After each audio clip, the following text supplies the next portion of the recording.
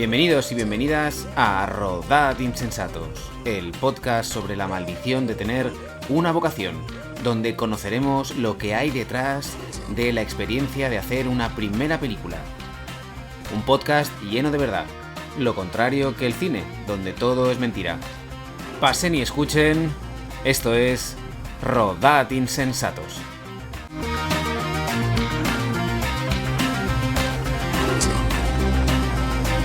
Hoy está con nosotros un director que su primera película fue una de las sorpresas, revelaciones y desde mi punto de vista, como ya te he dicho fuera de micros, una de las mejores pelis españolas del año pasado, que entre otras cosas se llevó el premio al mejor director ex aequo en San Sebastián, ¿correcto? Sí, correcto, sí. Pues bien, venimos a hablar de El Llanto con Pedro Martín Calero. Pedro, bienvenido. Hola, ¿qué tal? El Llanto 2024, bueno, como siempre nosotros hacemos y empezamos aquí para darle un poquito de contexto. ¿Quién es Pedro Martín Calero en 2024? O 2023, que es cuando se hace la película, entiendo. Pues una persona que estaba intentando hacer su primera película y sufrí mucho, porque es muy difícil hacer tu primera película. Estaba como con mucha ilusión y con muchas ganas, pero fue un proceso, ahora lo recuerdo como Arduo, ¿no? Arduo, muy difícil. Pero vamos, ahora estoy feliz, ¿no? Quiero decir, todo el aprendizaje, la experiencia. Cuando encaras el llanto, o sea, ¿en qué momento estás de tu vida? Quiero decir, ¿tú vives del cine o vienes de otro lado y de repente, por suerte, aterrizas ahí? Bueno, yo vengo más de la publicidad, no porque yo quisiese hacer publicidad, sino que surgió. Y es verdad que la publicidad, pues, al principio es una buena escuela y luego también es verdad que vives bien porque pagan bien. Pero yo siempre quise dirigir. Entonces, paralelamente a eso estuve intentando levantar un proyecto muchos años que no salió y ahí es donde arranqué un poco el llanto. Entonces, fue un poco en paralelo. Pero luego es verdad que si quieres hacer una película, tienes que dejar a un lado todo lo demás y centrarte. Entonces, he estado unos años centrado más en el llanto, en la película. En la película. ¿Cuál es el punto de inflexión en el que dices, esto puede ser realidad, me voy a dedicar a hacer mi primera película? Y entonces luego ya entramos en lo que es la peli en sí, cómo surge, pero ¿en qué momento ves esa especie de flash? Bueno, en verdad yo siempre quise hacer cine y estudié en la Escuela de Cine en Madrid. ¿En la CAM? Sí, estudié fotografía. ¿Fotografía? Sí. Porque yo siempre quise ser director, pero pensé que nadie te puede enseñar a dirigir. No sé si tenías razón o no. Pero pensé, ¿por qué no aprender la técnica, el lenguaje a través de la cámara, básicamente, la luz? Y luego eso ya lo incorporaré como director, ¿no? Al final es con lo que narras, ¿no? Con la cámara. Total. Y entonces, por el camino me olvidé un poco y estuve trabajando de foto.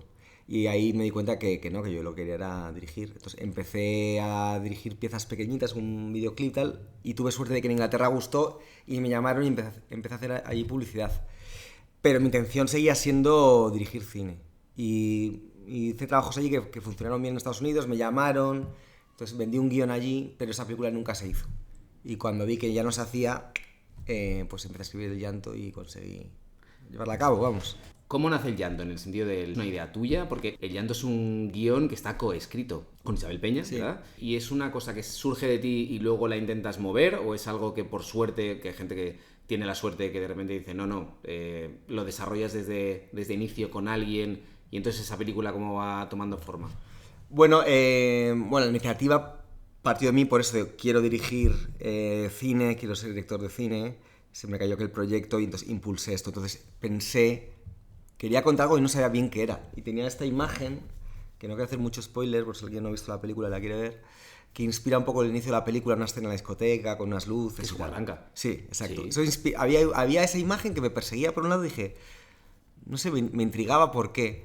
Entonces, a Isabel Peña la conocía de la Escuela de Cine en Madrid, que nos hicimos amigos. Escribimos un guión que nunca se llegó a hacer en aquel momento y nos quedó la espina clavada de algún día pues tenemos que hacer algo juntos. Y ahí me acordé de ella. Entonces le conté, pues mira, no tengo nada, quiero hacer cine, tengo estas imágenes.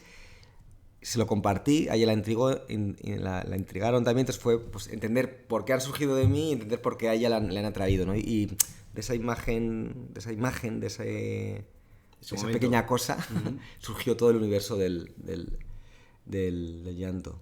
Es muy curioso porque El Llanto, como película, o sea, una vez la ves, a mí personalmente me parece que es una propuesta que es súper contundente, porque, claro, no sé si te ha pasado, pero cuando tú has tenido como que defender la película y luego la carrera que ha tenido la peli, ¿sabes? Se ha como vendido, o sea, como una película de género, de terror y tal. Yo creo que más que eso es que me parece como una propuesta como súper contundente y como muy adulta, ¿sabes? No es la típica película al uso. Yo cuando hacía publicidad, videoclips, cortos, tal, aunque yo no sea un fan del género, es verdad que mis imágenes tiran esa tensión, esa atmósfera un poco oscura, y todo el mundo me decía, tienes que hacer una película de terror. Y yo era, es que yo tampoco veo mucho terror. Pero entonces de forma natural me sale a mí ese lenguaje, digamos. Entonces, tirando esa imagen y compartiéndola con Isabel, que la gente le conoce por un tipo de cine un poco más costumbrista, como dices tú, o de thriller tal, le encanta el terror, ha visto mucho y la sabe también de forma natural. Y bueno, de hecho, quiero decir, las ves el reino, hay una oscuridad también en su cine que la das una vuelta, te la puedes llevar, ¿no? A esos personajes has visto así momentos que es casi terrorífico, ¿no? Sí, pero entonces, está anclado como en una realidad, ¿no? En algo como muy específico. Claro. Y... Bueno, aquí fue un poco más, sí, un poco a lo mejor cuando contamos el tema tiramos más desde lo intelectual, al entender bien qué queríamos contar, no lo sé. Pues supongo que yo le he aportado cosas a Isabel que con otra gente con la que ha escrito pues no, y no sé, juntos pues haces creas algo un poco diferente al resto, ¿no? Porque las dos personalidades de alguna forma se juntan en el guión. Claro, pero por ejemplo, el guión que tú has dicho que tú hiciste primero, que luego no conseguiste vender en Estados Unidos, ¿era tuyo solo? ¿No era con Francisco Kosterlitz, que escribió Suro, Galgos? Sí. Sí, muy bueno. Amigo mío. Y para esta idea, pues bueno, hablé con Isabel. O sea, tú tenías como muy clara la meta de dirigir, pero tú eres guionista que por necesidad, sobre todo porque en España no existe mucho la figura esta de solo soy director, que te dan un guión, ¿sabes? Sino que es más común tener un guión y moverlo, ¿sabes? Claro. Entonces no sé si tú eres guionista porque también te gusta escribir o más por necesidad. Por eso A ver, me siento más director que guionista. Cuanto más escribo, más cómodo estoy y más estoy disfrutando. De hecho, ahora estoy escribiendo un guión y nunca lo había disfrutado tanto. Es que claro, escribir un guión es difícil y necesitas, no sé, hacer oficio, callo también, ¿no? Para estar cómodo, como dirigir, como todo, ¿no? Y ahí tenía yo menos experiencia. Pero es verdad que dirigir una película, como bien sabrás tú, me imagino, es tal esfuerzo, que supongo que habrá sido a ti, te pasa lo mismo, como a todos los directores noveles, tanto tiempo, tanto esfuerzo, poder llevarlo a cabo, que quería contar algo que quiero contar cosas que a mí me importen. Entonces es muy raro que te llegue un guión de la nada o bueno, que te lo envíen por lo que sea, que esté muy afín con lo que tú quieras contar en ese momento, con preocupaciones tuyas muy personales. Que ojo, que si me mandan un guión que es buenísimo y que habla un poco de mi universo o de lo que a mí me gustaría hablar, lo haría. Pero es verdad que eso no me ha pasado, entonces quiero contar historias que a mí me provoquen algo, ¿no? Porque es mucho tiempo para hablar de algo que no te interesa demasiado, o que no te llegue o que no sientes tuyo. Y a nivel de guión, por ejemplo, ¿cuánto tiempo estuvisteis con el llanto? ¿Cuánto duró ese desarrollo de...? Pues... Pero al final, perdóname, el guión, a mí cuando yo veía la peli, me parece un guión muy complejo. O sea, mucho más de lo que parece a priori. Pues te lo agradezco porque lo han dicho poco y es que es verdad, pero bueno, ya solo por la estructura, que claro, vas, vienes y en el terror, bueno, en el cine en general, pero terror, thriller, es muy importante cómo vas administrando la información y cuándo, para que haya esa tensión, ¿no? Y que, digamos, vaya más todo. Y como teníamos esta estructura en la que vas hacia atrás, fue muy complicado encontrar ese equilibrio. De hecho, lo acabamos de encontrar en montaje. ¿Ah, sí, eh? Sí, en montaje una reescritura de guión. Isabel fue bastante, porque había cosas que no funcionaban, entonces tuvimos que cambiar algún orden de escena, eliminar alguna escena, y ya nos quedamos satisfechos. Pero es porque era muy complicado por eso, al no ser lineales en ese sentido, y ser terror era como... para que la película no decayese... Cuando algún personaje había vivido situaciones parecidas a otro, porque uno era el presente y otro el pasado, pues eso fue muy difícil de encontrar el equilibrio, ¿no? ¿Y cuál era el otro que me habías dicho, perdona? ¿Cuánto duró todo ese proceso? Vale, sí. Buena pregunta. Mira, yo compartí esta idea, estas imágenes con Isabel y nos juntamos a hablar. Como nos gusta trabajar a ella y a mí es al principio hablar mucho, pasas horas juntos Yo hablando. creo que eso le pasa a la mayoría de, Sí, ¿no? de co-guionistas, porque es verdad que yo me he encontrado con mucha gente que al principio dice, sí, más que sentarte a escribir, lo que haces es como hacer una especie de compartir y un brainstorming, compartes ideas, te tiras, tal, hasta que, ¿no? Está como todo asentado y hasta que las 2, 3, 4, los que sean, están como en el mismo universo ya. Claro, sí, porque si no, claro, encontrar algo que los dos aporten, que los dos quieran contar, poner esa puesta en común, a veces va a ir a rápido seguro, pero suele llevar su tiempo y me parece una forma honesta de trabajar también, porque al final ahí te estás aportando a ambos guionistas que, no sé, que les sale de dentro, ¿no? Si no, no estarías tanto tiempo hablando Correcto. sobre algo, te podrías hacerlo y ya está, pero hay un pensamiento, un trabajo, una reflexión. Y esa primera etapa no duró mucho y fue relativamente rápida, la verdad. Y escaletar, no me acuerdo bien cuánto. Lo que pasa es que justo el día que íbamos a empezar a escribir, cada uno por nuestro lado, porque no, escribimos una escaleta y luego ya escribir el guión, pues nos lo dividimos en dos. Justo esta película que tiene como 2 partes, pues fue fácil. Y justo el día después fue el confinamiento. Hostia, os pilló justo Sí, en el... a mí me salvó la vida. Ah, sí, ¿eh? Claro, dentro del horror estaba en casa escribiendo, quiero decir. Bueno, tienes como la excusa perfecta. Perfecto. Y bueno, pues no, que decir, no había tanta distracción. Obviamente había un clima de ansiedad. Claro, es que mira, pero al menos... La siguiente pregunta que te iba a hacer es, ya me la acabas de contestar y ahora profundizas, pero era como cuando os pusisteis a escribir, tú ya habías dejado eso que dices, yo dejo la publicidad y me dedico solo a la peli, entonces fue como casi forzado. Bueno, pues sí, ahí fue forzadísimo. Bueno, de hecho, acabé rodando un anuncio tiempo después, porque fue todo tan largo, que ya no estábamos confinados, pero yo llegué a rodar en varios países a la vez desde el salón de mi casa. ¿Qué dices? Sí. Así había streaming, ¿eh? Bueno, sí, bueno, había unas herramientas que fueron desarrollando que era la hostia, que te ponían cámaras en el set, Sí. y tú desde tu casa tenías una multipantalla, ibas viendo lo que pasaba en el set, estabas también yo tengo 2 pantallas también, bueno, no, de hecho pedí que me comprasen una, pero me la enviaron, claro, para poder ver todo, estar conectado con el productor, con el montador y dirigir desde casa. Es horrible, pero bueno, lo pude hacer. Pero bueno, en ese momento sí, no había publicidad, no había nada. Y ese proceso fue rápido porque, claro, estábamos ahí centradísimos. Claro, centradísimos, 100%. Y luego hacíamos zooms para pues, mandarnos notas, nos mandábamos, digamos, y eso estuvo muy guay porque, bueno, con Isabel pues, estuvo muy presente desde la distancia, ¿no? Y eso estuvo muy bien. Lo que pasó después, que eso fue una primera versión relativamente rápida, pero luego hubo muchas reescrituras porque la película era un poco compleja. A veces nos pasábamos de crípticos, a veces hacíamos otra versión y era todo un poco demasiado evidente y si te caía un poco, contábamos demasiada información en algún punto y no acababa de funcionar. O sea, fue mucho de dar a leer a gente de confianza, asimilar, reescribir, probar y luego eso siguió hasta el guión. Entonces el proceso entero fue largo. Pero hubo momentos que fue intermitente, ¿no? Porque lo dábamos, volvía, reescribíamos, pero no sé, 1 año y medio, un poco más, me cuesta decirte, la verdad. Bueno, no, es un aproximado, porque yo te preguntaba esto porque lo de los guiones muchas veces, o sea, yo hablando con, pues eso, con directores y directoras, yo lo que te quería preguntar, que lo has dicho muy bien tú, que es ese periodo de ansiedad, no sé si te pasó, que también influye mucho cuando tú estás escribiendo no sabes si esa película se va a llegar a hacer o sí en el sentido de, bueno, tú tienes una productora con la que has hablado, entonces tienes como unos tiempos de entrega, ¿sabes lo que te quiero decir? Bueno, yo sé que la ansiedad no es la misma, no es lo mismo decir, hostia, que no llego porque ya tengo una productora comprometida y lo vamos a presentar a esta subvención o lo que sea, que ojalá guste, pero lo tengo que entregar y si les gusta lo pillan, si no les gusta no lo pillan, ¿sabes? Ese tipo de ansiedad es distinta. Sí, a ver, yo tenía mucha confianza, luego es un poco la inconsciencia, no conocer cómo funciona el mundo del cine, luego es tan difícil, hay tantas buenas películas que no se hacen porque es muy complicado y es caro. Pero yo ahí estaba hiperconfiado. A ver, también tenía Isabel Peña, que es una garantía de yo sabía que iba a ser buenísimo. Y luego, de la publicidad, ya tenía bastante gente que me quería producir algo, sí. Entonces yo lo que hice, lo bueno de la publicidad, como te dije, pues te da dinero.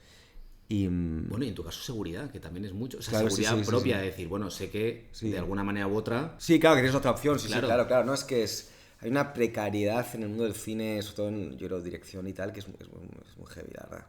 Pero bueno, eso es otro tema. Entonces, yo, como tenía un poco de ahorros, pues con Isa llegué a un trato que la pagué un poco el desarrollo, como la pagaría un productor. De hecho, yo soy productor asociado a la película, porque yo deduje mi en inglés, perdón la palabra. Tu fee. Sí, es que se me olvidó esa palabra, sale así, es que vengo de ahí además ahora. Mi tarifa, gracias, mi caché, y luego pagué el suyo de desarrollo, que no es mucho dinero. Pero eso está muy bien, perdóname, eso está muy bien porque, ¿ves? Ese tipo de cosas la gente no lo sabe.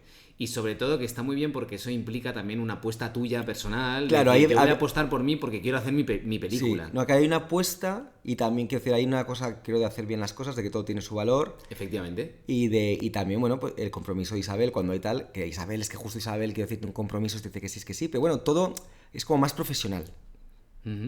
Y el acuerdo era que si vendemos el guión, pues está seguro que lo íbamos a vender, pues ya nos repartíamos en consonancia con todo esto y nada, y fue fácil porque Eduardo de Caballo Films, que encima es muy amigo mío, es amigo de Isa, han escrito juntos además, porque además de producir es guionista de Disturbios tal, ya me dijo que le encantaría producir la película que estábamos escribiendo porque algo le había contado y fue enviarle el guión, le encantó y entró, ¿no? Entonces también tener a Isabel y tener a Caballo Films era como muy más tiene que dar para que esta película no salga. Vale. Y cuidado, que casi no sale. Claro, por eso. Entonces, vosotros tenéis un guión o tienes un guión con el cual ya estás satisfecho o estáis satisfechos y decir, venga, esto es lo que vamos a mover. Entonces, luego todo ese proceso, porque tú ves la peli, y ya te digo, a mí me parece una peli cojonuda, pero entiendo que para mover esa película o para financiarla o lo que sea, para convencer a alguien, es lo que te decía, es una película compleja, pero ¿por qué? Porque desde mi punto de vista es una peli que te exige. O sea, no es la típica peli de terror al uso. Es una peli en la que tienes que entrar, tienes que aceptar el juego que te ofrecen. Entonces, para mí no es una peli fácil. Una vez vista así, pero sobre el papel, ¿cómo fue ese proceso? Bueno, a ver, Isabel, la garantías. Quiero decir, estoy de acuerdo contigo en que no es una película que nosotros pensábamos que era más, haciéndola la inconsciencia, que era más como comercial, fácil de lo que luego parece ser que es. Una cosa es, también es terror, que el terror se va como a lo popular, a lo comercial, aunque luego puedes hacer algo que no lo sea, pero ya hay un sello así como de terror que ya atrae a cierta gente, inversores, eso ya tiene su público, o sea, eso ayuda pero no te a da ventas. la sensación a veces que como que no se lo leen. Es como, terror me interesa, pero no acaban de... No sé. Quiero decir, ¿os pusieron muchas trabas cuando empezaron a leer la peli? Bueno, es que hubo gente que sí, pero me voy a repetir, es que estaba Caballo Films, que durante el proceso además de financiación hizo Asbestas, que fue un éxito increíble. Claro. Ya se consolidó como una productora top española, y Eduardo como un productor top, Isabel con todo ese caché, que además subió más con Asbestas. Entonces, había algo que luego la gente en mi trabajo previo en Inglaterra de cortometrajes tal, pues tenía un buen empaque, gusta. Había algo que daba una cierta seguridad. Garantía, exacto, como dentro de que siempre es un riesgo invertir en la película de un director novel, porque el director todavía no ha demostrado si es capaz o no, o si tiene el talento suficiente o no. No es lo mismo dirigir un corto que un largo, porque parece que es muy parecido, pero no quiero que hasta que no diriges, ¿no? una película, por muchos cortos que hayas hecho 1000 cortos, no sabes a lo que te enfrentas. Entonces, luego hay gente que está a la altura y gente que no, porque es que es muy difícil. Pero es verdad que se iba sumando una serie de gente alrededor que ya da una garantía más allá del director un poco novel en ese sentido, ¿sabes? Porque El Llanto, por ejemplo, el presupuesto no es muy alto, pero es muy alto para ser un director, primera película. También cuando empezamos a escribir el guión, pensamos, joder, Esther Expósito es perfecta para el personaje de Andrea. Tuvimos la suerte de que le encantó el guión y se metió, y también eso ayuda, claro. Entonces de repente, cada vez vas teniendo a Isa, a Esther, a Edu con Caballo, tal, y de repente, hostia, se está montando aquí algo... Bueno, estabas muy bien arropado. Claro, muy bien, claro. Y se ven el resultado final de la película. Yo he aprendido muchísimo. Yo, de hecho, al principio estaba un poco perdido, no es la palabra, pero sí intentando buscar mi lugar, porque yo, director novel, que vale, había dirigido cortos, mucha publicidad, videoclips, pero estaba rodeado de gente joven de mi edad, pero con 7, 8 películas a sus espaldas. Claro, con una experiencia. Claro, que ellos veían cosas a veces que yo no veía, porque ya habían pasado por ahí. Entonces, también eso me ha hecho aprender muy rápido de ellos, confiar en ellos, también tirar yo por mis instintos y a veces acertar, otras veces no. Pero eso también ha hecho, yo creo que se ve en la película que para ser, según mi opinión, para ser... Pues, bueno, lo has dicho tú un poco, que es madura, adulta, y eso es un poco porque me he rodeado de unos técnicos y unos artistas también en su madurez, pese a su juventud. Lo cual está muy bien, porque eso le da un empaque a la película que también se nota, que no es... Yo creo que sí. Sí. A ver, a mí también me pasa una cosa, que normalmente tú haces cortos, tal, vas formando tu equipo y cuando haces el salto largo, llevas a tu equipo. Correcto. ¿Qué pasa? Que yo trabajaba en Inglaterra y en España no había hecho prácticamente nada. Entonces tenía que formar un equipo. Y bueno, José Tirado, el director de arte, que es buenísimo. Él con él sí que hice cosas en Inglaterra y fue el director de arte de la película. Pero claro, yo tenía que montar, pues buscar foto, montador, todo. Entonces eso, claro, también... Bueno, pero estar rodeado de la gente que dices, eso te da unas garantías, porque sabes que la gente que te van a recomendar o te van a poner... Claro. Van a ser de ese nivel. Sí, han pasado los filtros de ellos, Claro, sí, total. efectivamente. Claro, yo ahí he confiado muchísimo en ellos y han acertado casi siempre, ¿no? O sea que había un equipazo. Para ser una primera película impresionante. Y permíteme, rebobinando solo un poquito, has dicho casi no se hace. La peli, has dicho, sí, bueno, casi no se hace. ¿Qué pasó? ¿Qué pasó? Que la película era cara. Pese a todo lo que te estoy diciendo... Claro, no, es una peli cara porque está rodada en 2 continentes. Bueno, aparte. Sí, Además, sí, pero... claro. Pues hubo un momento que estaba alta de presupuesto, empezamos a recortar y no llegábamos. Y había que reescribir, pero hay un momento que ya la reescritura puede... hay un momento que ya hay películas que no puedes reescribir, que se convierte en otra cosa, o tienes que hacer otra película o algo. Esa película sí que, mira, hubo una parte que fue buena, que quitamos cosas que sobraban completamente y ahora con la perspectiva diría, esto se habría caído en montaje si lo hubiésemos rodado, seguro. Luego nunca se sabe, pero vamos, que sí que hubo algo de, vale, ir a la esencia, que es realmente importante para contar la película. Y entonces unas reescrituras creo que muy productivas a largo plazo. Pero hubo un momento que había que cortar más y ya no se podía. Y tuvimos suerte de que entró más financiación y se pudo hacer. ¿Tú en algún momento sufriste o viste peligrar aquello? Sí, a veces un par de momentos, sí. Sobre todo porque lo que tú decías de, joder, estoy como muy bien posicionado, ¿no? Pues tengo una productora que ahora es top, o sea, que te da unas garantías, tengo una co-guionista, y piensas, ya lo tengo, o sea, de alguna manera u otra esto se hace, pero tú algún momento viste, uy, quizá me estoy aquí viniendo muy arriba. Sí, porque al final financiar una película, otra cosa que he aprendido es como ingeniería fiscal. Bueno, así es. Sí, ¿no? Y internacional, de hecho, quiero decir, en nuestra película el 10% es Francia. Luego hay parte de Ibermedia, que es de Argentina y tal. Entonces, claro, son muchas piezas que vas sumando. Y muy frágiles. Sí. Como la primera es como la más importante, en nuestro caso, cuando llegas a una cierta altura, que es una televisión, una plataforma, y de ahí van cayendo, es como una dominó. Pero claro, hay momentos que necesitas, en este caso, al ser película cara para un director novel, necesitábamos muchas fichas de dominó, muchas piezas. Y un par de momentos que no, parece que no entraban y al final tuvimos la suerte y luego entraron, sí. Pero hubo 2 momentos que pensábamos, es que estuvimos muy preocupados. Bueno, es hablar de invertir el sueldo y cosas así. Pero gracias a Dios no hizo falta. Vale, entonces, a modo de resumen, todo este proceso, ¿cuánto duró más o menos? Más o menos, ¿eh? Sí. No, es que soy malo, de verdad. Yo olvido las cosas que tienen su parte buena, pero también su parte mala, ciertas cosas. Fue un proceso de financiación largo por lo que te acabo de contar, porque necesitábamos unir muchas fuerzas de muchos sitios. Claro, lo digo porque muchas veces la gente no acaba de entender que no, estamos hablando ahora de tu peli y entonces, bueno, pues la peli ha funcionado y tal, pero dices, hostia, una primera peli, pero claro, tú con todo esto, cuando te plantas en rodaje, llevas una trayectoria quizá de, pues a lo mejor 2-3 años trabajando en eso y ya llevas como agotado. Sí, fueron como 3 años o así, todo. Por ahí. Incluso un poco más, luego porque se retrasó, siempre se retrasa, pues, bueno, para llegar mejor a producción, para conseguir un poco más de dinero. Pero fue alrededor de eso. Y luego haces la película y luego la paras porque la envías a festivales y hasta que no te cogen en un festival no la estrenas y tienes suerte de que te lo cojan. Y eso es un proceso, se suma.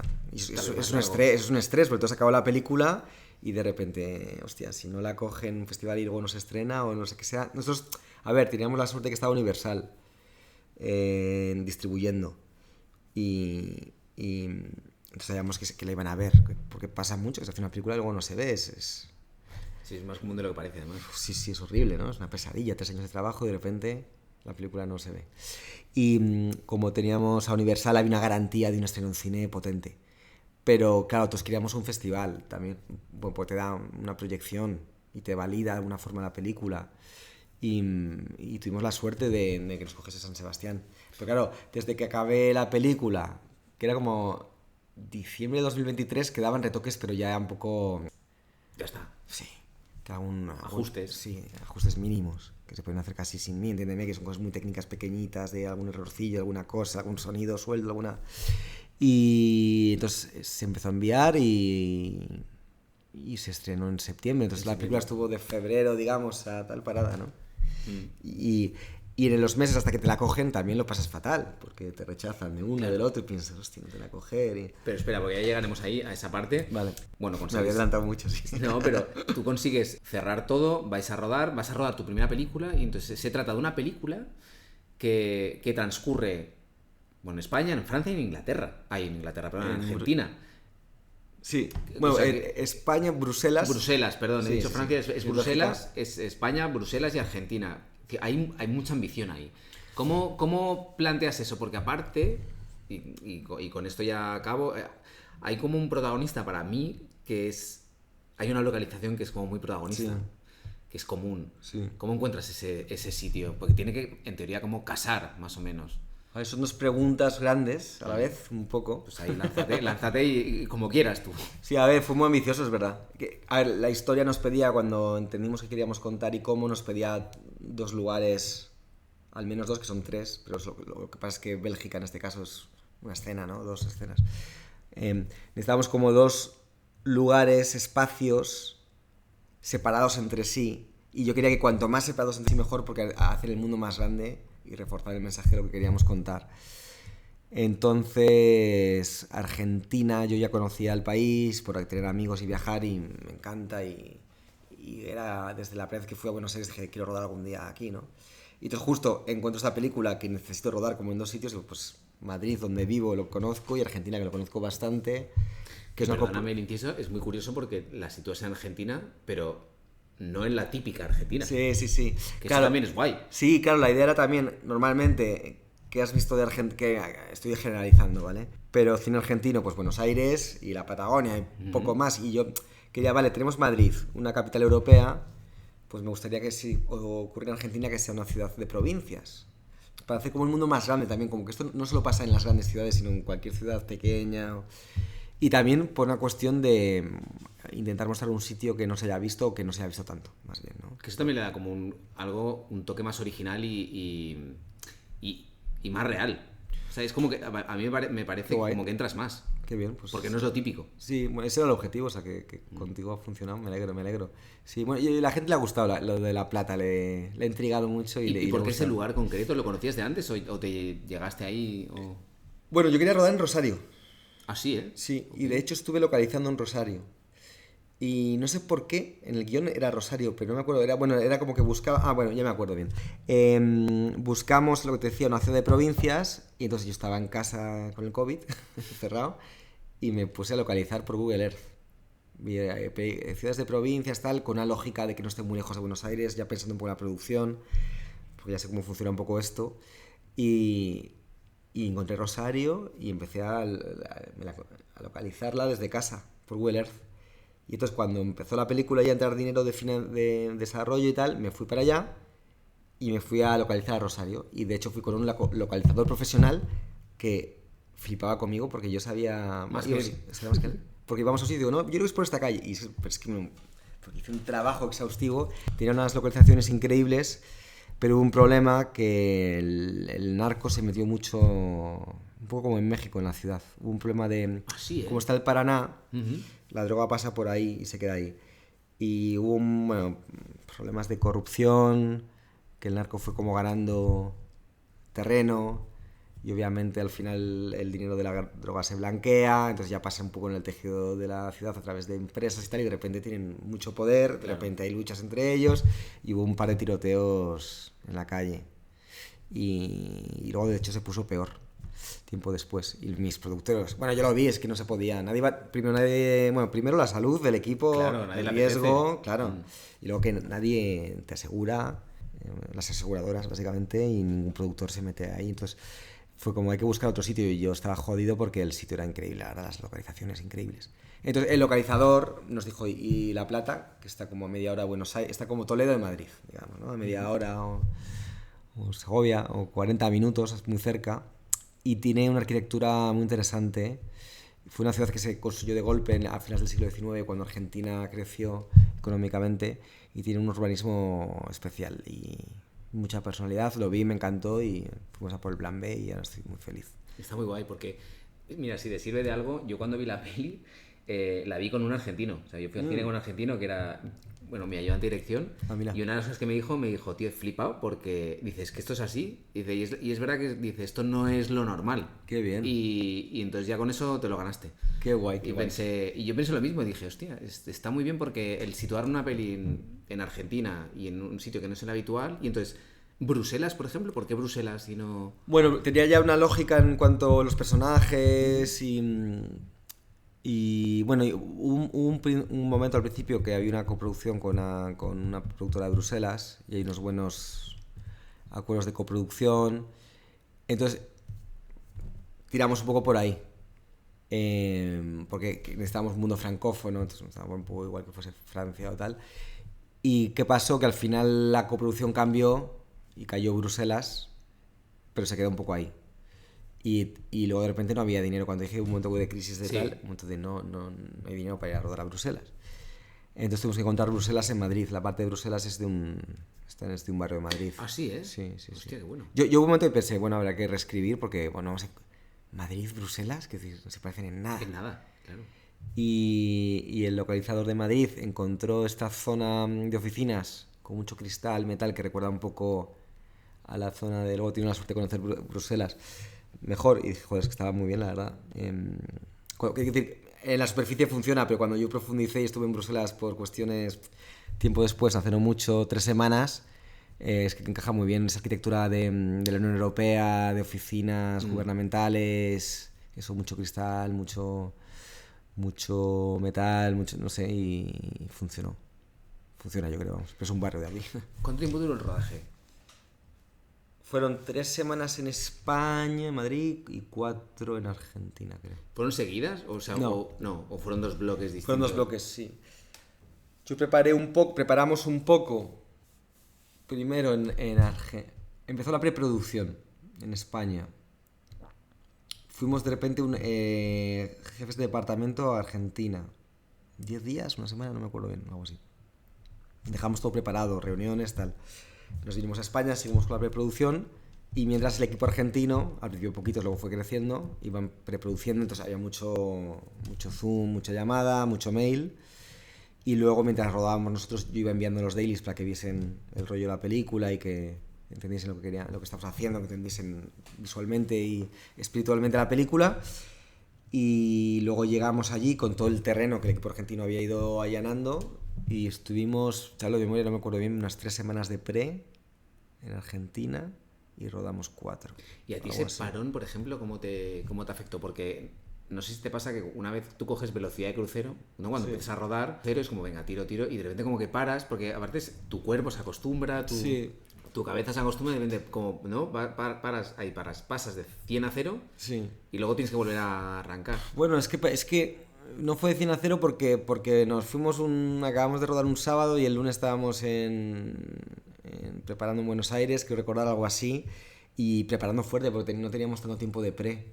Entonces fue casi como un rodaje, la pre, fue muy intenso. Y además, es verdad que cuando acabamos el rodaje en Madrid, a las 3 semanas, es cuando el equipo ya estaba engrasado, todos nos conocíamos, claro. Había muy buen rollo y adiós. Es que eso es cuando ya eso estás costó. cohesionado. Pero lo bueno es que llegamos a Argentina, a ver cómo nos reciben, a ver cómo sienten la película. Si yo quería que sintiesen que la película es suya, pero es raro porque no la han empezado. Bueno, pero había algo ahí de, no sé, nos recibieron con tanto cariño, amor y energía y tal, que fue como funcionó muy bien, la verdad.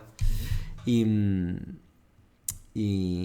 ya te digo que no fue una sección de 0 a 100 porque fue muy intensa la preproducción, la verdad. Y luego, a nivel de rodaje, tú, por ejemplo, como director novel, aunque bueno, tienes una carrera en publicidad, has hecho cortos, pero ¿cómo encaras tú tu primera peli a nivel de rodaje? Porque te lo digo porque por mucha experiencia que tengas, al final tu primera peli es tu primera peli, es tu primer rodaje. Entonces yo, por ejemplo, sí que me he dado cuenta que hablando con directores y directoras, canalizan y tienen el estrés de una manera que luego les sale físicamente. Entonces hay gente que, por ejemplo, pues se desmayaba o ha tenido infecciones, no, te lo juro. No, me río, entonces, pero digo, ¿a ti te ha pasado algo? lo entiendo perfectamente. Claro, digo, entonces de repente... Me he metido tanto estrés en mi vida. ¿Ves? Y eso que ya tienes una trayectoria, Sí. que no es tu primer rodaje, ¿sabes? No, fue... a ver, lo recuerdo como algo maravilloso y horrible a la vez, que es una sensación extraña. Sí, pues sí, porque claro, maravilloso y horrible, ¿eh? Yo creo que estuve como 3 meses durmiendo fatal, durmiendo mal. Lo que pasa es que la energía de hacer la película, que es lo que quieres hacer, te mantiene. Te mantiene, exacto. Yo lo que he oído siempre, que yo dije, buah, cuando me va a pasar a mí, que los directores cuando acaban el rodaje siempre se ponen malos. Fiebre, un par de días, lo que sea. Y yo estaba acojonado. Y a mí no me pasó, no sé. Yo estuve luego meses, hasta me puse mal un resfriado y tal, pero yo pensé que me iba a pegar. Mira, pero eso ahí lo hice bien. Acabó el rodaje y me fui 2 semanas de vacaciones. Dejé la montadora montando la peli y me fui a la Patagonia. Y claro, yo creo que estar de repente pasar a la Patagonia Sin nadie, andar 8 horas al día en esos paisajes, hubo algo, ¿sabes? Que me salió todo ese estrés, se fue. Fue mi cumpleaños, de repente lo pasé, me encontré caballos salvajes en mi cumpleaños, fue como algo, como un sueño, lo recuerdo era como un sueño. Y creo que eso me ayudó a curarme, o a recuperarme, perdón. Entonces llegué a Madrid con las pilas, todavía un poco cansado, pero con las pilas así cargadas, con mucha energía, con un primer montaje que había hecho Vicky, la montadora, y me salvó un poco eso, pero no, lo pasé muy mal, hubo algún problemas, un problema que no voy a contar. Es que no hay rodaje que no haya por eso, problemas. es que si no, claro. Yo creo que también por eso engancha tanto y es tan especial. Pero una historia complicada en el rodaje, bastante complicada, y ahí sí que estuve 3 días casi sin dormir, y ahí yo notaba que, como estando en unos picos de estrés y una forma de pensar que no me reconocía un poco, ¿sabes? Que yo decía, vale, esto es transitorio, estoy muy cansado, muy estresado, solucionaremos esto Pero eso es que te lleva al límite el cine, es Total. Increíble. Y luego a mí me gustaría preguntarte porque hay una cosa que también me parece como súper importante o como muy interesante, que es si tú fuiste capaz, porque en esas situaciones de estrés, que no se te vaya la película de las manos, en el sentido de, por muy mal que vayan las cosas y por muy estrés que haya, porque siempre hay que estar enfocado o enfocada en... Lo que quiero contar es esto, Sí. ¿sabes? Porque como hay tantos problemas alrededor Sí. que tienes que seguir enfocado en que lo importante es la historia, la peli, que a veces la gente no lo entiende, pero que te ve ahí como... De, no, o sea, que estamos aquí, que todo va mal, pero que no se pierda el foco de eso. Total. Bueno, ahí tienes que hacer un ejercicio que a veces roza lo imposible y tienes que apoyarte un poco en el equipo y recordar por lo que dices tú, pero también luego como hay problemas las cosas cambian y tienes que adaptar, es un baile. Claro, es que cada día difícil. Tienes que ir como, no trampeando, pero es como tapando, apagando fuegos. Totalmente, eso es dirigir. También es verdad, claro, porque la primera... Claro, luego, haciendo la película me di cuenta, vale, ¿por qué hay dirección novel como categoría? Por eso, porque nunca has hecho una película y nadie está preparado. Y es porque al no tener experiencia magnificas muchas cosas, creo yo. Que luego ahora si hago una segunda película, que espero hacerla, habrá cosas que me estresaron mucho en su momento que yo dije, bueno, luego esto en montaje, luego esto tal, luego... Y también porque estás tan metido que hay cosas que les das una importancia que luego es un poco relativa, ¿me explico? Uh-huh. Que es lo que dices tú, pierdes un poco la perspectiva... y amplificas las cosas y yo creo que la experiencia te da esa sapiencia para tomarte las cosas con un poquito más de calma, saber adaptarte mejor y saber que bueno, que luego la película encuentra sus caminos, sus formas, claro, sí. Totalmente. Y para que la peli esté viva te tienes que adaptar un poco a eso, ¿no?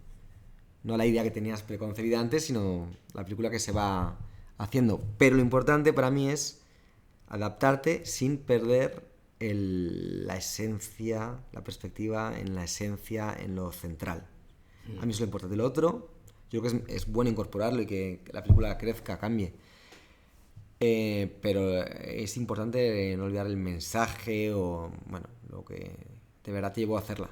Y lo que estás haciendo, porque muchas veces tienes como, ¿no?, tantos inputs de fuera que tienes que ir solventando, sí, que a veces es como, bueno, un momento, lo que dices tú, de por qué estamos aquí, qué estamos haciendo, y para mí esa es como la parte más difícil. Sí. Porque eso como es tan estresante y es tan difícil que es como muy fácil perderse. Totalmente, sí. Y mira, a ti te llevó hasta 3 días sin dormir.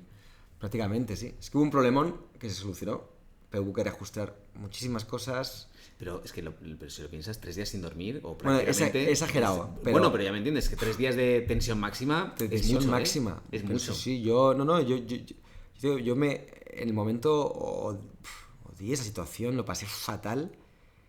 Me hizo ver cosas de... Pero a la larga... Pero luego me doy cuenta que fue bueno. Me hizo ver cosas de mí que yo no sabía, que no conocía. Fue conocerme más, ver cosas de mí que quizá no me gustaban demasiado, pero con las que hay que convivir, que es mejor saberlo y no ocultarlo, y trabajar para, no sé. Claro, pero en el momento... Claro, no. Sí. Vale, y lo último de fuera parece que estamos ahí salvando vidas o algo así. No. Pero es verdad que como para ti es tan importante y estás ahí tan metido y es como un túnel que te metes, es una responsabilidad. Total, no, pero por eso, porque muchas veces la gente... Es como cuando escucha esto y dices, yo no sabía que era tan complicado, y al final es como... Es que tú al final eres responsable de... mucha gente, o sea, sí, tienes un despliegue muy grande, entonces cada decisión que tomas acarrea dinero, entonces claro, es una tensión y un estrés al que la gente está sometida que muchas veces la gente no se da cuenta desde fuera. Y luego, la primera película tiene una dificultad añadida, creo, que tienes un miedo a que como la cagues no hagas otra. También. ¿Sabes? Pues si luego ya eres un director con cierto nombre, consolidado, prestigio, que haces una película de mierda, como que es incluso normal, que hasta los grandes genios tienen una mala película. Bueno, tienes un estatus, por alguna vez estás validado de alguna forma por la industria, ¿no? Pero la primera vez, si sale mal, yo a lo mejor no vuelvo a hacer otra en mi vida. Y hostia, si diriges cine es porque es tu pasión, tu sueño, ¿no? En la gran mayoría de los casos. Es verdad, sí. Y claro, hay una presión añadida ahí, consciente muchas veces yo creo inconsciente, que te hace estar bastante estresado, la verdad. Y solo para acabar con el rodaje, nada, sí. ¿Cómo fue tu experiencia a la hora de abordas una primera película viniendo del corto y de la publicidad, y entonces te enfrentas a una peli que aparte es muy actoral, porque ya te digo, aunque sea de género y tal, pero es una peli donde se basa mucho en las tres presencias femeninas, y una es Esther Expósito, que es lo más parecido que tenemos aquí a una especie de como de nombre estrella. ¿Cómo es el trabajar para ti tanto con gente desconocida como tu primera peli y tener a una estrella? Es que fue fácil. A ver, yo venía a la publicidad, justo la publicidad lo que te hace es un poco estar en contacto con estas estrellas. He rodado con muchos famosos, pero es otra cosa. Es otra cosa. Por eso, es otra cosa, totalmente diferente. Pero lo que iba es que la publicidad, pues a lo mejor desarrollas mucho tu parte visual, como narrar a través de las imágenes, del sonido, que eso me encanta, pero como las historias son tan cortas no desarrollas personajes, no. El acting, yo ahí estaba un poco, sentía que es donde más me faltaba de experiencia, ¿no? Entonces, bueno, es que Esther es una actrizaza y nos entendimos fenomenal, es muy lista, muy buen instinto, entonces trabajadora además, es muy perfeccionista, y fue como fácil, nos entendimos y aportaba muchas cosas, había cosas que estabas más de acuerdo, ¿no? Y encuentras un lugar en común y luego ensayas y ahí evoluciona todo también y encuentras cosas del personaje que no conocías, ¿no? Y las incorporas. Había un buen canal de comunicación. Sí, muy bueno. Sí. Y luego Malena Villa, que es la actriz argentina, y Matilde Olivier, que aquí no son conocidas, pero son actrices que sean jóvenes con mucha trayectoria en Francia y en Argentina. Está muy bien, ¿eh? Está muy bien. Sí, yo cuando la peli, que yo no las conocía, y dije, hostia, ojo, las chicas. Sí, hicieron, claro, en el caso de Malena Villa, bueno, hicimos castings en Argentina y en... A ver, Bien de casting. Esther escribimos para ella, como te he dicho. Tuvimos la suerte de que dijese que sí, que es una mujer muy solicitada. Y Malena hicimos un casting que yo la conocía del Ángel y me había flipado en su día, hace años. Y me dijeron que iba a hacer el casting, yo encantado, pero es verdad que ella no se adaptaba físicamente y su energía al personaje que habíamos escrito. Entonces yo no lo veía, pero bueno, por probar nunca se sabe, ¿no? Pero hice una prueba, en Argentina hay un nivel actoral increíble y ella se las comió a todas en la prueba. Y fue, si es que tiene que ser ella, pero no es el personaje. Entonces lo que hicimos fue adaptar un poco el personaje a ella. Reescribimos un poco el personaje, le dimos otros matices que yo creo que hizo que se saliese un poco más del lugar un poco más común, en lo que estaba escrito. Y fue muy fácil, de hecho la dirigí muy poco también, a otra actriz de raza, de mucho instinto, muy lista. Y fue muy fácil, de hecho me ayudó un poco a la argentinización y nada, muy bien. Y luego Matilde hizo una prueba increíble, también lo mismo, como otro nivel. A veces esto pasa, ¿no? Y mira que hay actrices buenas en Francia y eso fue como todos, cuando vimos productores, tal, a mí me gusta compartir las pruebas y ver qué opinan y todo el mundo estaba con ella. Y lo que pasaba con Matilde es que no sabía español. Entonces tuvo que aprender fonética, no había tiempo para que aprendiese un idioma, entonces tuvo que aprender fonéticamente, encima con acento argentino, el personaje de Marie. Y hablábamos en inglés. Hostia, pues está de puta madre. Sí, que sí, es increíble, que sí. Es increíble. Es increíble, sí. Ahora que lo dices. Sí. Sí, tú lo ves y esta chica habla... A ver, había algo que yo quería que el personaje no hablase un español perfecto, porque es una extranjera que vive allí desde hace un tiempo, pero no es nativa ni ha estado desde niña. Entonces había algo... Fue ideal, vamos. Sí. Muy bien. Y entonces, vale, entramos en lo que es el montaje y la pospo. Sí. Entonces yo tengo dos preguntas, que hay una que la has dicho tú, que quería entrar ahí, es ¿qué tal fue el montaje? Porque antes has comentado al principio que ahí como que la reescribisteis. Yo también creo que luego las películas en montaje es cuando realmente como que toman forma y se reescriben. Entonces yo te quería preguntar por eso que has dicho. Y luego por otra, que acabas de decir, que es... A mí una de las cosas que más me gustó de la peli es el tratamiento, que mucha gente no le da importancia, pero a mí me gustó mucho el tratamiento del sonido. Y que tú has dicho ahora, que para ti el sonido es muy importante. Entonces, sí. Si ese tratamiento del sonido estaba ya desde guión o fue algo que luego fuisteis descubriendo en montaje. Porque creo que es súper importante la peli. Sí, en género, ¿no? Es crucial. Lo primero que me has preguntado, perdona, ¿cuál era? Lo que es el montaje. Sí, perdón. Montaje, otra cosa que aprendes, para mí el montaje es enfrentarte es mirarte al espejo. Quiero decir, pues tú estás rodando y te vas montando tu película en la cabeza, los dailies, lo que sea, y vas vas montando la película en tu cabeza.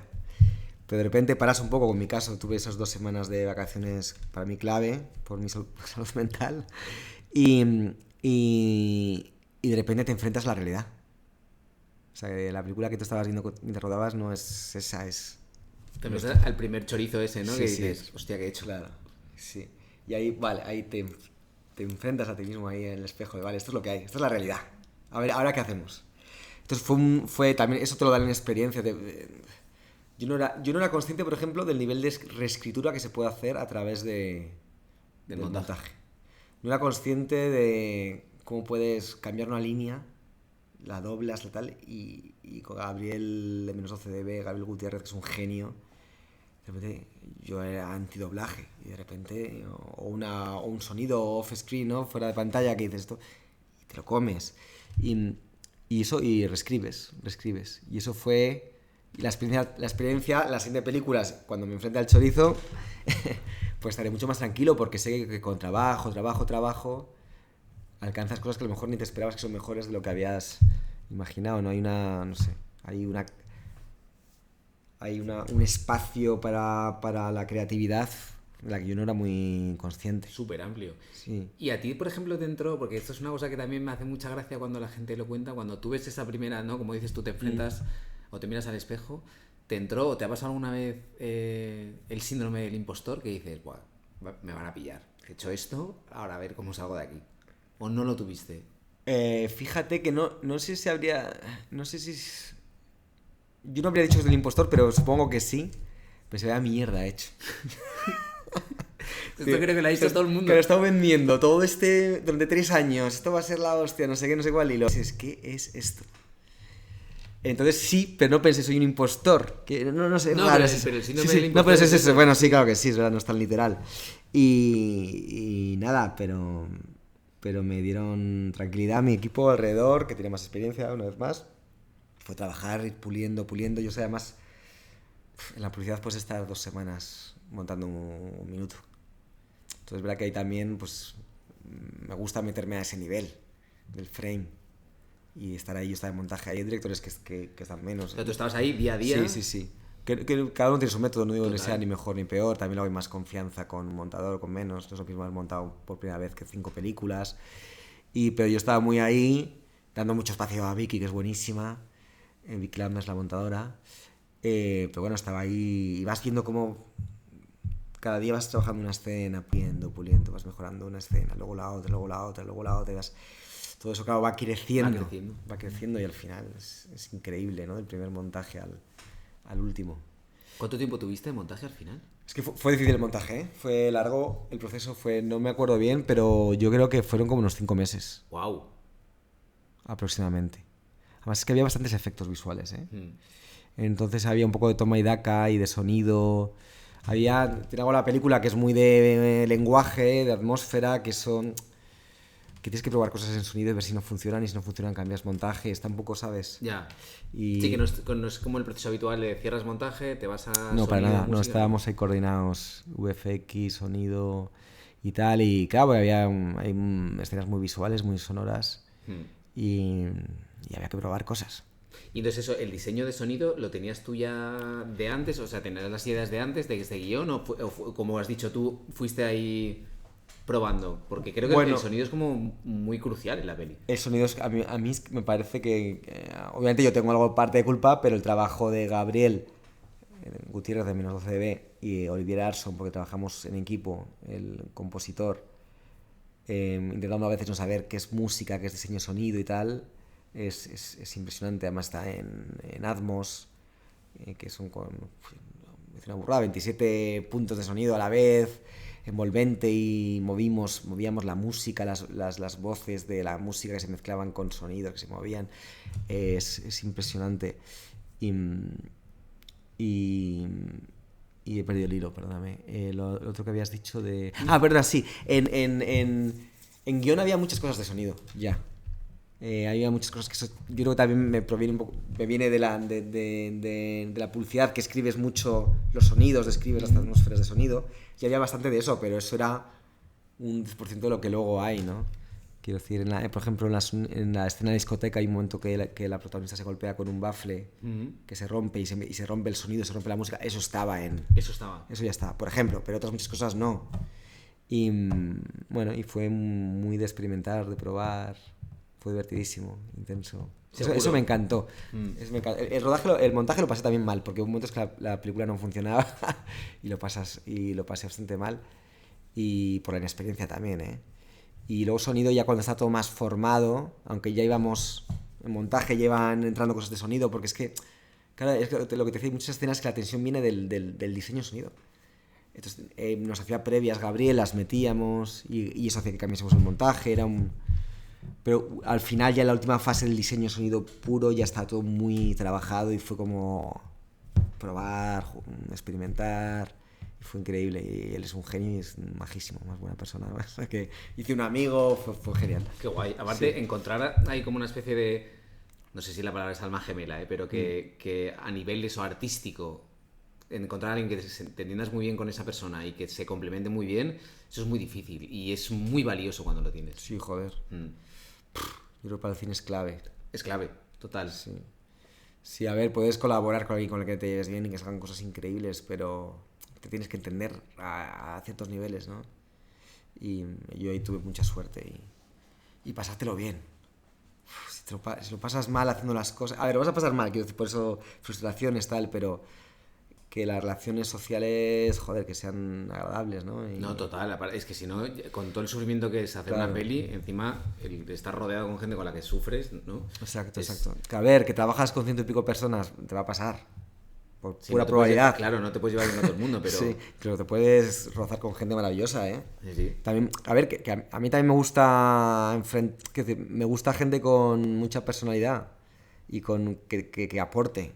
Y que te desafíe. Claro, exacto. ¿Qué pasa? Claro. Que va a haber momentos complicados, pero con un, no sé, con buena intención obviamente, pero va a haber luchas, pero que molan. Efectivamente. Y sobre todo siempre que todo eso se repercuta en mejorar la película. Claro. Si hay cosa de ego que también ocurre, y que me ha ocurrido a mí, obviamente, soy un ser humano con mi ego y tal, el director encima, pero eso, no perder pensar en la película, que es lo importante, y yo creo que menos... Joder, que luego la gente está muy cansada, que luego también tú estás haciendo una película que dura meses y puedes tener problemas en casa, lo que sea, y un día pues no sé, puedes no estar tan colaborativo, lo que sea, esas cosas, hay que saber comprender eso como director. Total. También, intentar conocer a quién tienes, leerlo, intentar... Esas cosas pasan, pero bueno, deben de ser puntuales, ¿no? Porque al final lo importante es la peli. Efectivamente. Y los buenos trabajadores del cine, vamos, piensan en la película. Para acabar, que hay una parte que a mí me parece como súper interesante que quería preguntarte es, pues eso, febrero 2024. Luego la peli, o sea, yo creo que ha tenido una trayectoria como muy potente, porque la estrenasteis en San Sebastián, luego fuisteis a Sitges, luego también estuvisteis en el Festival de Ópera Prima de Almería, si no me equivoco. Sí. Y luego encima, pues tú, como director, nominado al Goya a Mejor Director Novel. Estuvimos en el Festival de Tokio, en el de Londres, en Francia en unos cuantos festivales. Sí, bueno, yo... perdón, yo decía, no, que tienes razón, pero que yo decía como a nivel nacional, sí. pero que, o sea, que arrancaste muy fuerte, porque quiero decir, joder, en San Sebastián donde encima te premian, luego Sitges, quiero decir, el Festival de Ópera Prima de Almería, que también es como muy potente, más allá de los internacionales. Luego tú conseguiste la nominación al Goya, que yo recuerdo en los Goya de este año que dijeron, no sé si había pasado algún año, pero que dijeron como este año es el más difícil. ¿Ah, sí? No sé, claro, bueno, tú estabas ahí. Eso pero fue como esta es la candidatura como más difícil.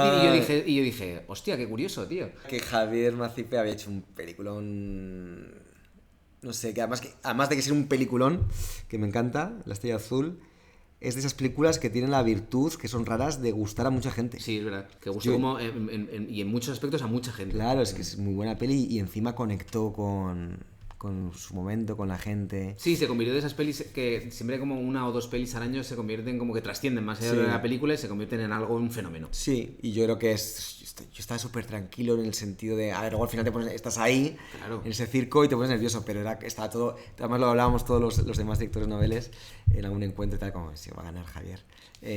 Pero vamos, te daba también un relax y además como, qué guay que lo gane porque es un peliculón de verdad, ¿no? Hay veces que ganan películas que a mí me gustan menos o tal. Y eso te va a cierta... Bueno, vamos a estar aquí a disfrutarlo, ¿no? No, total. Pero, por ejemplo, yo lo que quería preguntarte es... Tú tienes eso, ¿no? Esa trayectoria que tiene la peli, que es como muy bonita, pero lo que decías tú, desde febrero hasta septiembre, eso que antes como has apuntado, has hecho ahí una especie de teaser, no sabes qué es lo que va a pasar con la peli. Entonces, ¿cómo vives eso y piensas... Hostia, ¿dónde vamos a llegar? ¿No? Claro, pues tú no sabes todo lo que te va a venir después. Tú empiezas con el guión, ¿no? Que el guión es, qué guay, es como el mundo lleno de posibilidades. Luego llega la realidad de la financiación y ya no empiezas a pasar mal porque tienes que reescribir el guión, porque a lo mejor entra dinero, a lo mejor no se hace la película, lo pasas mal.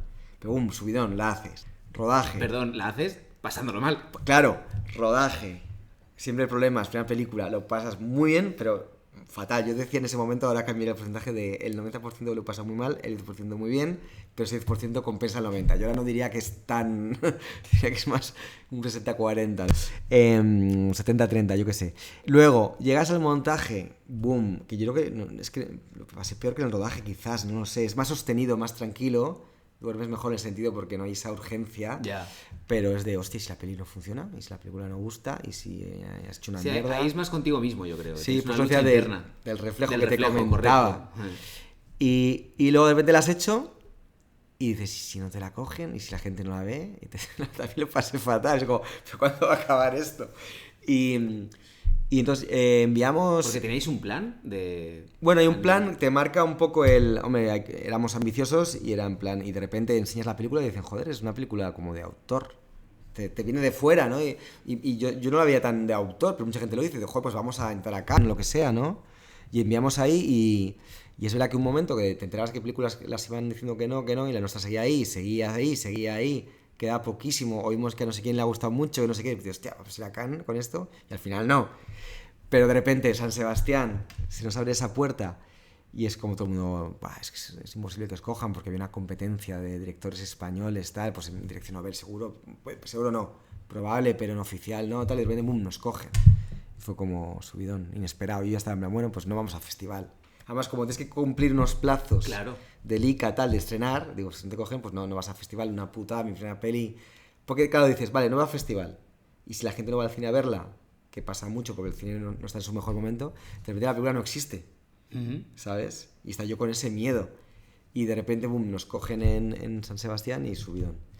Y dije, bueno, pues vamos a San Sebastián y ya está. Y de repente gané a dirección y fue como totalmente inesperado, fue un festón. Fue la hostia, sí. Y luego encima de repente ves que gusta fuera también. Y nada, estamos felices, la verdad. Tú, viéndolo en perspectiva, ¿te imaginabas algo así? O sea, ¿tanto? Y creo que es una película que ha adquirido como prestigio, ha adquirido como mucha solvencia, ha adquirido como mucha presencia. O sea, creo que El Llanto fue una de las pelis españolas del año pasado. En mayor o menor medida, pero lo fue. Te guste o no, quiero decir.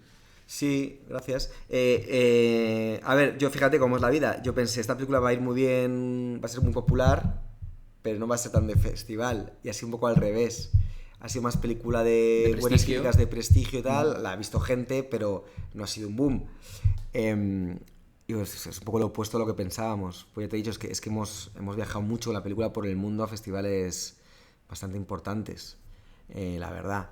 Y luego he visto también, bueno, gente que la está viendo, ya más dentro de la industria, de productores de fuera que la han visto y que me han escrito y tal, y dices, joder, conseguir esto con una película española de terror, la primera, te das cuenta de lo valioso que es.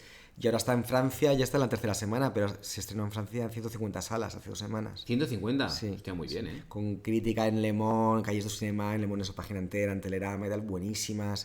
Y, joder, pues increíble, la verdad. No me lo esperaba para nada, eso ni para nada, la verdad. Bueno, eso yo creo que son como esos pequeños triunfos que después de haber estado, pues, no sé, pues 3 años, 4 años, o en total, todo ese periodo y con lo mal que lo has pasado o lo que has sufrido, son esos pequeños triunfos que te llevas a decir, pues tío, ha valido la pena y no lo hemos hecho tan mal. Sí, total, vamos. Que decir, con mucho menos yo habría estado contentísimo y todo esto. O sea, en Estados Unidos también, es que son todo como, va sumando, es como cuando vas mejorando cada escena y al final el total va sumando cosas más grandes, más pequeñas, buenas noticias, o alguien al que respetas que le ha gustado, o alguien al que quieres, de tu vida personal, que se ha emocionado viendo la película. Joder, pues todo eso lo sumas. Y es que el cine te da tantísimo, te lleva tan al límite, pero te da tantísimo que te engancha, ¿no? Es como... Y ahora te da como... No te ha quitado las ganas de intentar hacer una segunda, ¿no? Todo lo contrario, vamos. Todo lo contrario. Bueno, pues ojalá que lo consigas. Ojalá, sí. Nada, para acabar, yo, como siempre digo, hacemos esto para que la gente descubra y redescubra nuestro cine. Bueno, como ya he dicho aquí durante todo este episodio muchas veces, a mí El Llanto es una peli que me pareció cojonuda, me gustó muchísimo y desde aquí la recomiendo. Está en Amazon Prime. En Amazon Prime, sí. Y creo que lo vi el otro día en Filmin, en alquiler. Sí, pero en alquiler, te iba a decir. Claro, o sea, está en alquiler en Filmin y en Amazon Prime para suscripción. Sí, si eres suscrito, suscrito lo puedes ver. Sí. Entonces, nada, yo animo a todos y todas a que se acerquen a una de las dos. Qué bien. Casi mejor Filmin, ¿no? Que la alquilen. Bueno, Amazon invirtió también, estoy agradecido a Amazon, invirtió para hacerla y tener los derechos y tal. Bueno, que se acerquen a cualquiera. Claro, pero que vayan a verla. Lo importante es que la gente, el cine que se vea, ¿no? Exacto. El Llanto, acérquense, por favor. Nada, Pedro Martín Galero, muchísimas gracias por atendernos, por ser un insensato más. Y nada, nosotros nos oiremos en el próximo episodio de Rodad Insensatos. Un abrazo. Muchas gracias a ti y me gustan ese tipo de conversaciones para que la gente entienda también, mucha gente, porque no sabe cómo funciona el cine y el cine es tan extraño, la cantidad de trabajo que hay detrás, que a veces valora, yo creo, lo suficiente, o hay algún prejuicio, porque no se entiende el proceso también, si yo lo entiendo. Y eso, son proyectos que te exigen mucho tiempo, esfuerzo, entonces ese tipo de conversaciones que se hable también de este nivel, yo creo que ayudan al cine y es un placer también.